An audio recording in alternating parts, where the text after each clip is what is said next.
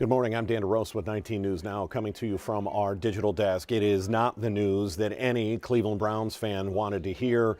Didn't even seem fathomable after an incredible victory, a franchise victory over the weekend in that comeback win over Baltimore. Well, it proved to be costly, not one, but two injuries to Deshaun Watson, a high ankle sprain, and then more damage to a shoulder. The Browns announcing that because of that damage to the shoulder, Deshaun Watson needs season-ending surgery. Again, you could feel the air get sucked out of the city of Cleveland as everyone started to learn of the news. Just a few minutes ago, GM of the Cleveland Browns, Andrew Berry, took to the podium to address the situation and what the Browns are going to do or possibly not do in the search for a suitable replacement. Are they going to stick with what's on the team, or, as a lot of people are hoping, will they go out on the open market and look for a veteran quarterback to bring in? Let's take you to the comments made just a few minutes ago by Andrew Berry. Okay, as you guys read in the statement that we issued this morning, Deshaun, he sustained a new injury in the second quarter of the Baltimore game this past Sunday. A fracture in his throwing shoulder that's going to require season-ending surgery. The good news is, we expect the surgery to go well and for him to be ready for the start of the 2024 season. Obviously, we are, very disappointed and devastated for Deshaun, especially given all that he has battled and gone through, medically, this season, and especially in light of, how well he's played since, since his, most recent injury.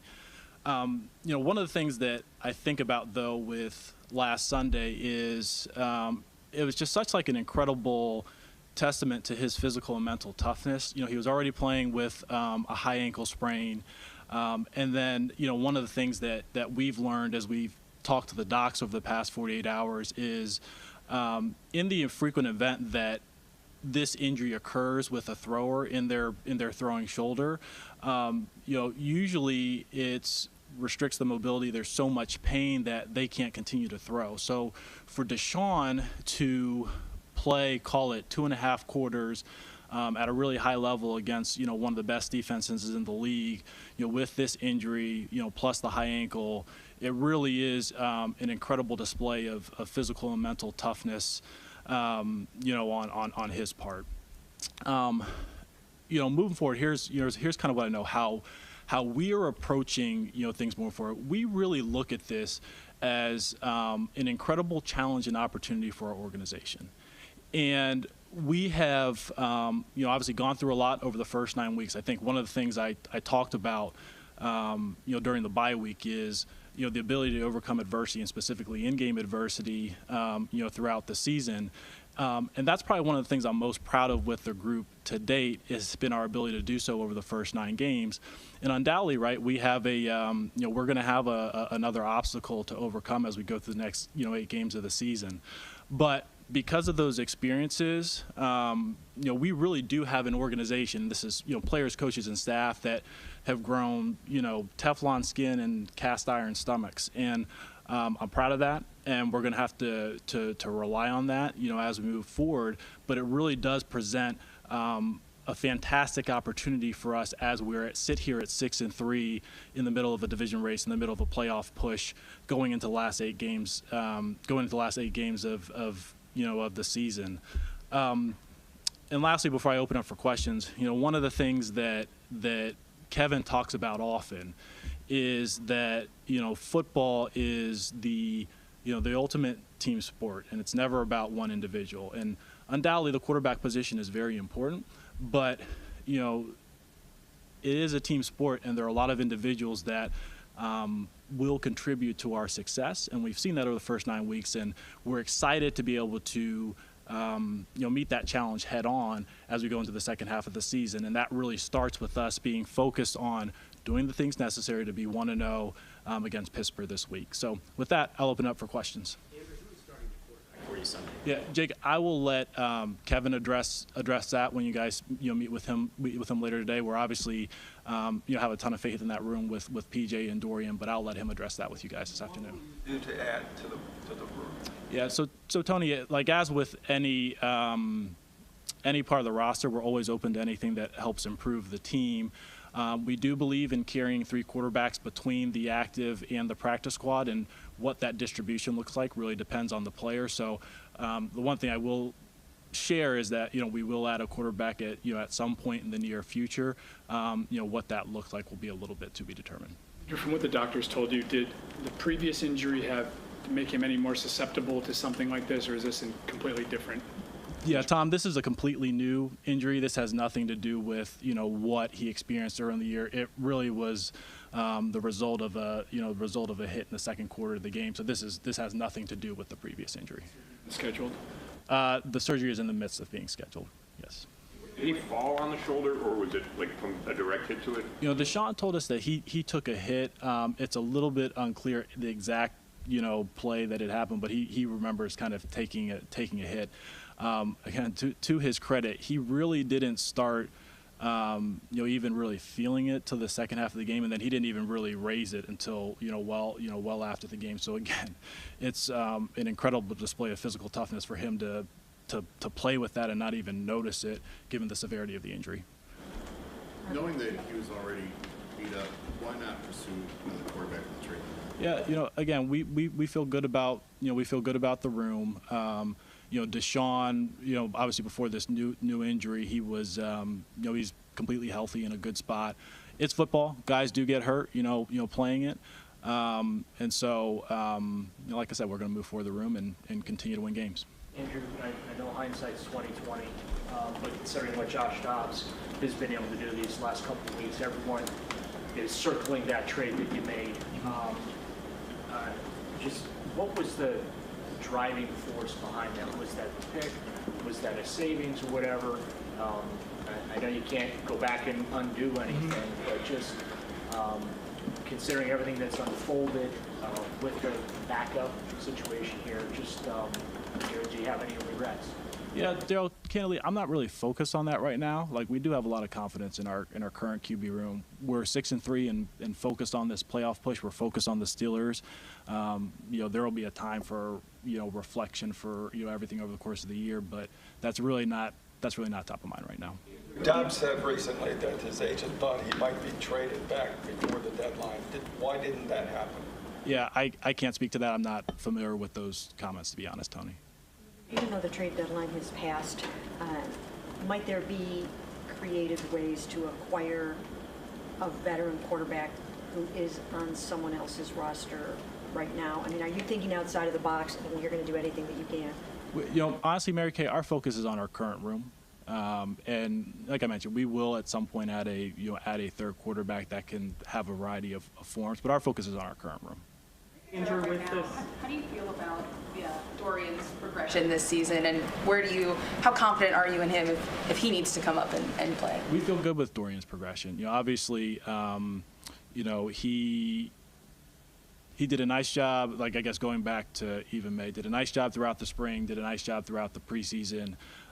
Really had a tough start under some really difficult circumstances in the first Baltimore game, and we've seen him grow, really every week since he's been with us. We think he's a talented kid. He's very smart, very diligent, as a worker, and we're pleased with his progress so far. But we're gonna certainly need all hands on deck as we move forward. They're giving you like this specific injury that there's not a ton of history on it for quarterbacks and their throwing shoulder. So what's like the roadmap here, especially like in terms of recovery timelines and things like that? It's a good question, Ashley. I don't think this is the appropriate setting for me to go into the specifics of the recovery timeline, other than to say that although it may be unusual for a quarterback with a throwing shoulder, the medical process moving forward is very clear to us. It's very clear to Deshaun. It's very clear to the docs, and we do feel really good about him, returning and playing at the level that we're accustomed to. Are there any other quarterbacks that you know of that have had this injury that have come back from it?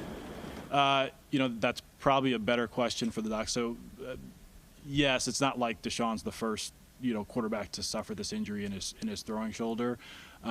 But actually, as Ashley did say, you usually do see it with with other positions, but he should make a strong recovery. I know we've talked to surgeon before about the rotator cuff, but since they're already going in, is there anything procedure related to the previous injury that needs to be addressed? No. With your record and just the talent you guys have, the defense playing the way it has, do you feel compelled to do everything you can to find out if there's a veteran free agent quarterback with an extensive NFL resume who you could possibly add? We'll always be open-minded, Nate, but I think, again, similar to what I just told Mary Kay, really our focus is with the guys in the room, the guys on the team currently. We'll never say no to an opportunity that we think makes sense and can help the team, but our focus is on the guys in the room. Because you said Deshaun was fully healthy coming up to the trade deadline, did you consider making a trade at all just to add insurance there? Yeah, I won't go into the details of we have we're pretty active. We have a lot of discussions about a lot of different positions that can help the team, but again, we do feel good about the room. Deshaun will have played 11 games, basically, if you don't count the Indy game, over 3 seasons, and now he's going to be coming back from a surgery to his throwing shoulder. What gives you confidence that at any point he's going to be able, given that layoff, to get back to the level that he was at before, to the level that is commensurate with the contract that you guys have given him? Yeah, we feel good about Deshaun. We see how talented he is. We could see it, since he returned from his last injury, the level that he is able to play. He's smart, he's physically tough, he's mentally tough. He really is, as Kevin's mentioned, he's the leader of the team, and we're excited to get him back for 2024. How disappointing is it that he played, I think, what was maybe his best game in a Browns uniform, and then had this injury, and then had to kind of go back and recover? I mean, you guys had to feel like he was maybe hitting his stride. Yeah, we're disappointed for him. We see how hard he worked. We see how how well he played. And any time that you lose really any player to a season-ending injury, and then particularly your starting quarterback, it is disappointing. But at the same time, how we think about it internally is, look, it is a team sport, and it takes everybody to have success. And it's going to be an incredible opportunity for us to go ahead and continue to win games as we're right in the thick of things at 6-3. In terms of the fully guaranteed $230 million contract, does fully guaranteed, is that completely, this is for bookkeeping purposes more so than anything, is fully guaranteed ironclad, fully guaranteed, or is there any recourse in that contract whatsoever in the event that as you move forward, things don't go as everybody hopes they will? Although I don't normally talk about contracts, with that it's guaranteed for skill, injury, and cap. That's just typical purposes in the NFL when we talk about full guarantees. Is it true that that Deshaun was fighting to try to play through this even after he found out what he had, and that he wanted to finish out this season? That is true, Mary Kay. Deshaun he's very competitive, and I think there is like a natural element of like, well, I finished the game, like can I keep going? But part of our jobs, and primarily part of the doc's jobs, is to make sure that we don't put any player in a position where they're compromised. Just the reality of it, this injury in a thrower, and with the repetitiveness of throwing a football, a couple hundred times a week, realistically, it could create significantly more problems for the shoulder and make the injury that much more severe. So this was a pretty clear, medical recommendation. We feel good about it, and ultimately, like I said, we want Deshaun for a very long period of time, and that's the course of action we're going to take. Given what you said, injuries happen. We know that. We know the way Watson plays. His legs are a big part of his game. How is it that nobody argued that you needed better insurance behind him? Yeah. So you're saying, you mind repeating the question one more time, Tony? Back up in place from the start. Yeah. Again, Tony, we feel good about the room. I think those guys have stepped in, nicely for us through the first 9 weeks of the season. We look forward to continue working with them, and our focus is on beating Pittsburgh. You guys wanted to go, you want to go to the Super Bowl this year. When you keep saying that you feel good about the room, do you think that either P.J. Walker or Dorian Thompson-Robinson can get you there? Yeah, Mary Kay, again, it's the consummate team sport. It's not just going to be up to, the quarterback. We have a lot of good players, a lot of good coaches. We've navigated a lot of, ups and downs throughout the first half of the season. We've navigated a lot of adversity, and we're going to continue to do so. Regardless of the obstacles we face, that's our job and that's our mission. Understanding everything you said this morning about the opportunities still in front of you, feel good about where the team is and the quarterback room and that. This is a pretty devastating blow to Browns fans who are really excited coming off Sunday's win. How do you guys organizationally, internally, make sure that this isn't as devastating a blow within that locker room? I know it's a tough group of guys and they've already been through a lot, but losing someone of Deshaun's talent at this juncture in the season with the hopes and expectations that you had, how do you make sure that that doesn't affect them? I'll address your question twofold. So internally, I've talked about it a little bit over the past couple minutes. We're professionals. We understand that it's never great to see a player of Deshaun's magnitude suffer a season-ending injury. But at the same time, we've been through a lot of stuff, as a group. And not just a lot of stuff this season, but over the past few years. One of the things that I think about, particularly with Kevin, our head coach, I always tell Peter this, he has three superpowers: his intelligence, his creativity, and his emotional control. And we've been through a lot, and this is kind of another challenge and obstacle. And our focus is on looking at the opportunity in front of us. Pity does us no good. Pity does us no good internally, and so that's not how we go about it. We remain laser focused on the task at hand, especially given the fact that we have 8 more games in front of us, 8 more regular season games in front of us, and we've got a big one coming to town, Sunday against the Steelers. I would say, externally with the fans, I think that's the beauty of the NFL. That's the beauty of it being a team sport and having those opportunities in front of you. I think about even most recent history. You think about 2017 with the Eagles, where Dan DeRose with 19 News. We're going to cut out of that because Deshaun Watson has just taken to the podium in the locker room. Let's listen to the reaction coming out of the locker room. Wrong with your shoulder?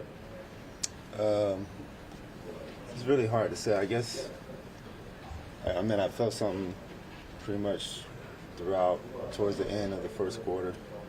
Then at halftime, I kind of recognized something was wrong, but during the midst of a game, I was just pushing through whatever I was feeling. So, and then, after the game and Monday and Tuesday, we got, testing done, and that's when I found out from the doctors that it was something worse than what we thought it was. Deshaun, can you go through your emotions now that this news is settling in? You're going to be out for this season and not be able to finish it with the team.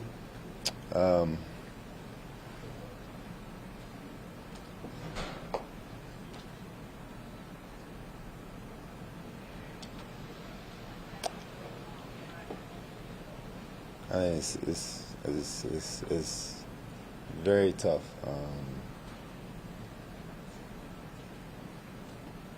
Heard about it, but I'm gonna make sure I keep my head above water and make sure I stay in touch with all the guys and support them as much as I possibly can, and attack this rehab process after surgery and make sure that I'm doing whatever I can to be beneficial for the team, while not, actually being on the field with them, and also, prepping for, the next year.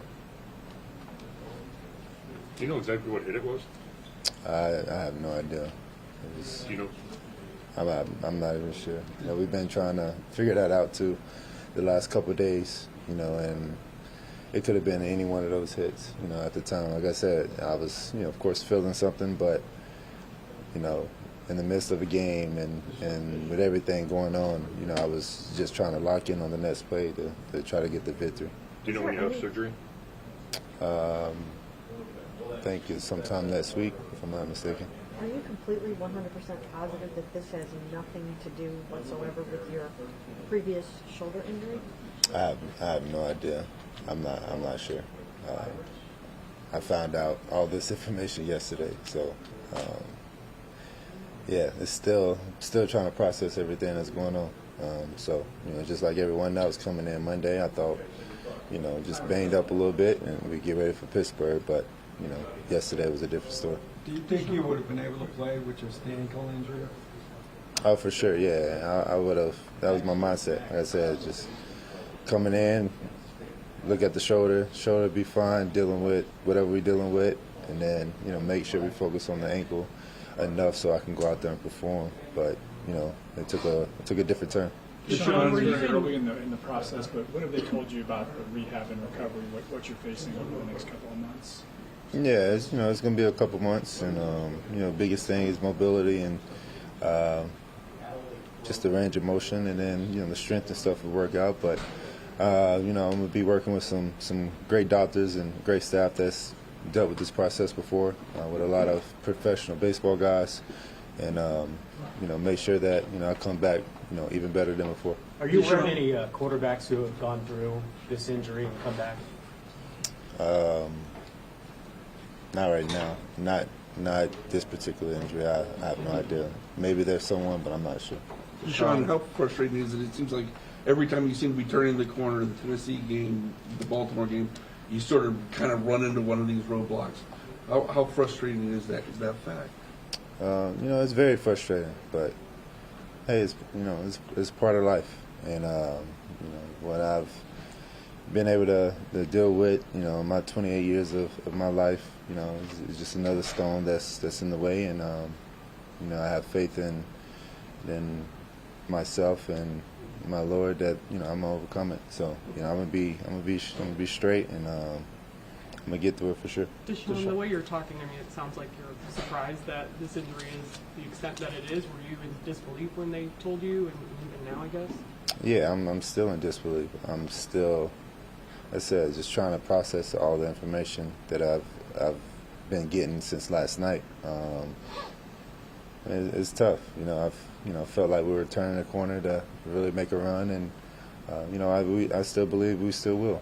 With the guys in this locker room. I just wanted to be physically a part of it, on the field with those guys, and 6 weeks I was down and try to come back, and 2 weeks later I'm back at it again. So yeah, it's tough to try to wrap everything around my head right now. Deshaun, Andrew said that you tried really hard, after being diagnosed with the shoulder, that you tried hard to kind of, wanting to play through the rest of the season. How hard did you push for that, and how disappointing was it when you found out you couldn't go?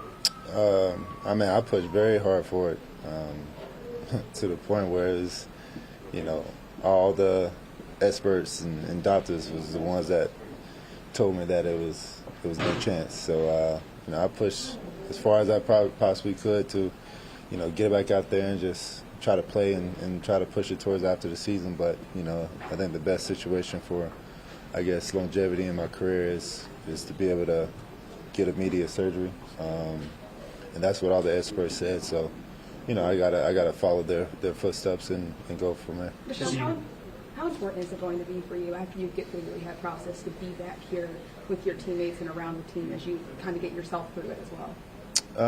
Yeah, it's going to be very important to get back around here and be around the guys. But, I've already had a lot of guys tell me, wherever I'm rehabbing and training at, they're going to come out there and spend some time with me, so which is pretty dope. So, we're going to have that bond. The connection is going to always be there. My phone is going to always be on loud for those guys, and they know they can call me or, pull up on me anytime, they get free.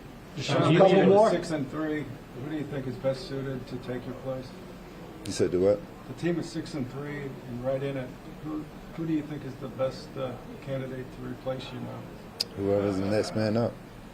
Anybody that's going to be able to, step in and perform. So, Kevin and those guys going to make sure we're ready to go, and they're going to be ready to perform. And and take this team as far as we need to go. Deshaun, but how confident are you that you'll be able to come back and be the player you think you should be? Well, I'm very confident.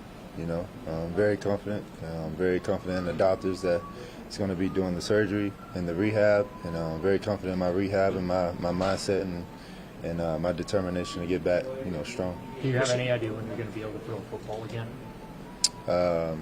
It depends on, everything. Maybe, hopefully in 2 months, 3 months. So it's more the. Oh, I'm sorry, I didn't mean to cut you off. The pain that you're feeling, is it more frustration, like internally, because you're not allowed to play, or are you physically feeling like, man, if I had to throw a football right now, I probably couldn't? I mean, it's both. I mean, it's very painful. The whole second half was painful to throw a football. It's a bone that's fractured in my shoulder, so no type of medicine or anything is going to stop the pain from that. But it's just frustrating all around, just not being able to play and just the injuries. But I can't control certain injuries, and from what the experts told me, that certain injury and then the high ankle sprain is things that happens with everybody in the game. So what do you think we'll take last one here. What do you think that you showed people Sunday against the Ravens, coming out, going 14 for 14 on a broken shoulder, a high ankle sprain, pulling out the biggest game of the season in a place where you guys never win?